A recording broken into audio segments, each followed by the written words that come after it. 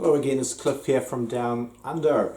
When I was machining these parts in my Tormac recently, I've put together some clips on various tips and tricks to do with using your vise, coolant tanks, corrosion, cleaning up your chips and various other vaguely related matters.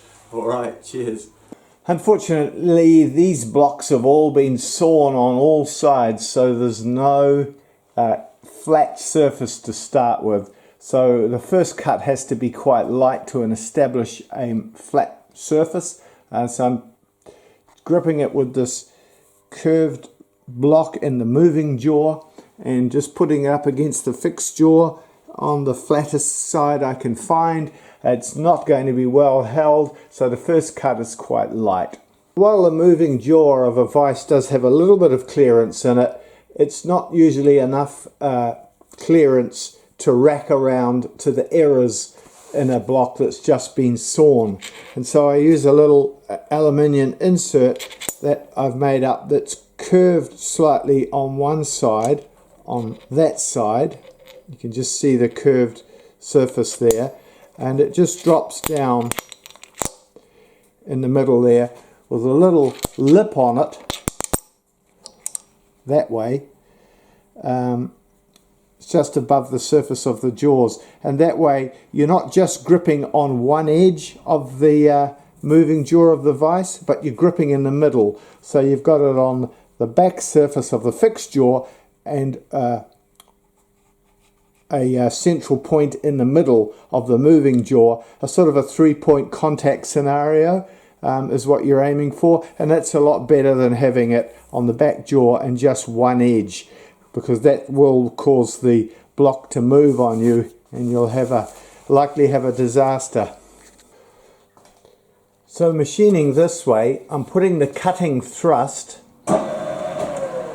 towards the back jaw of the vise, and also firing the chips away from me, because that is a real problem when you don't have an enclosed vertical machining center, isn't it? Of course, you can build your own low-cost swath conveyor system.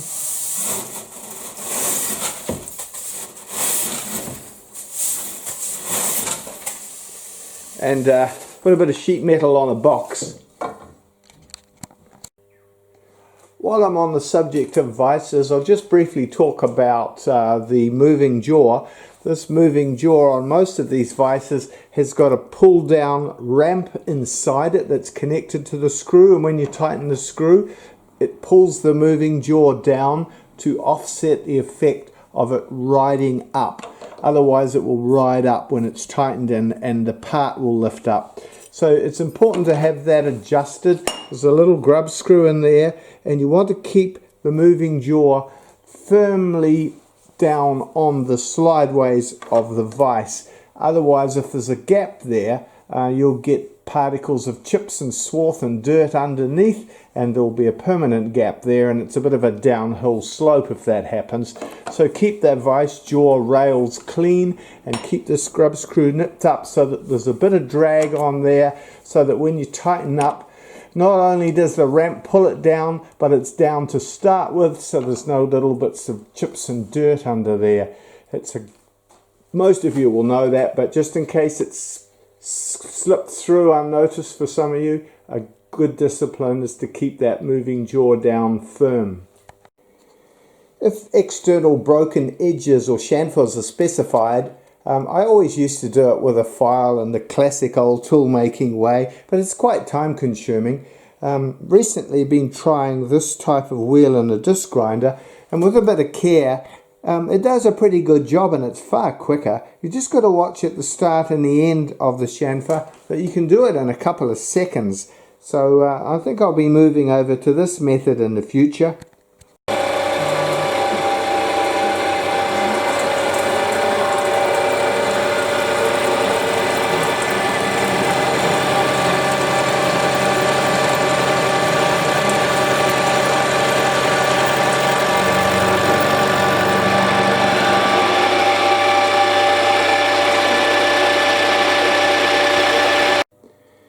you're thinking of buying a manual mill and you're planning to do a lot of work machining the ends of long parts, then consider getting one with a horizontal spindle, or for trimming the edges of large plates. A horizontal spindle is a real advantage for this type of work. It allows you to hold the work much more conveniently in a vise or clamped on the table, and you get a very rigid setup. It's you can take good cuts, and you get very little chatter. So if you've got the option of getting a mill with a horizontal spindle for this type of work, it is really brilliant. Of course, the coolant needed changing, didn't it? So I've just dragged out my portable coolant tank. All it is a plywood box with a cheap polyethylene plastic box inside it, and the plywood box has got some framing and some casters so you can wheel it around, and I put a bigger motor on it than the standard Tormek coolant pump. It's got a 1/4 horsepower motor which really pumps the fluid through. So I was just thinking, some of you guys that have got an earlier Tormek with a small internal tank and you're finding it a pain to change, you might want to consider something like this, a mobile coolant tank. This takes about 40 litres. It's very cheap, just a plywood box with a plastic polythene tray inside it. We've got a couple of layers of filtering. The coolant pours down into this, through this filter, and there's also a baffle filter down inside there, a vertical filter, just to help keep most of the chips from getting into the coolant. I use a semi-synthetic coolant available here in New Zealand, a Synthol product, but I know in the States you're using products like Qualchem and so on, which is probably at least as good. So just thought I'd put that in there in case you're interested in looking for a quick and easy way to build an external coolant tank.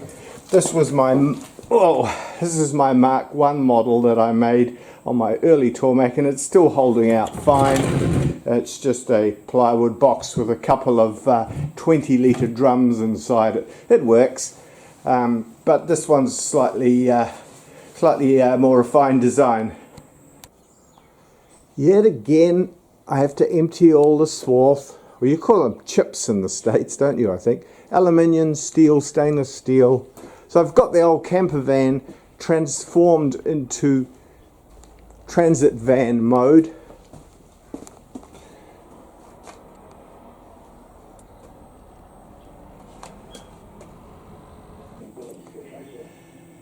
Well, there's number 1 of 6 K600 tool steel parts.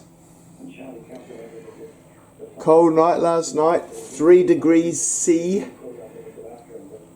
Not good for machine tools.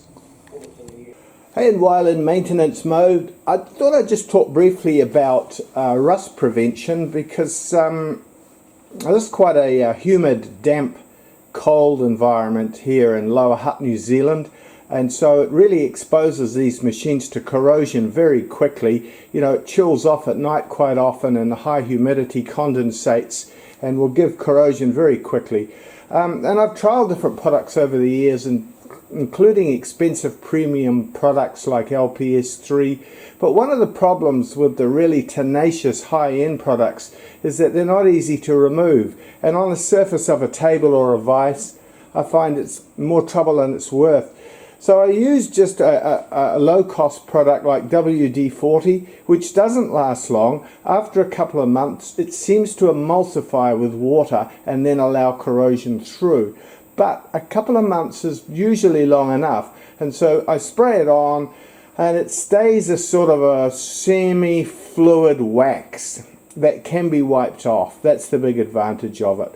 I put a slightly higher end product like CRC 66 Marine underneath devices and things that might sit there for a while. I don't know for sure if it's a higher end product, but I imagine it would be. But I don't use a really expensive high-end product because I want to be able to wipe it off. I don't want it turning into varnish and making the machine surfaces all brown and sticky.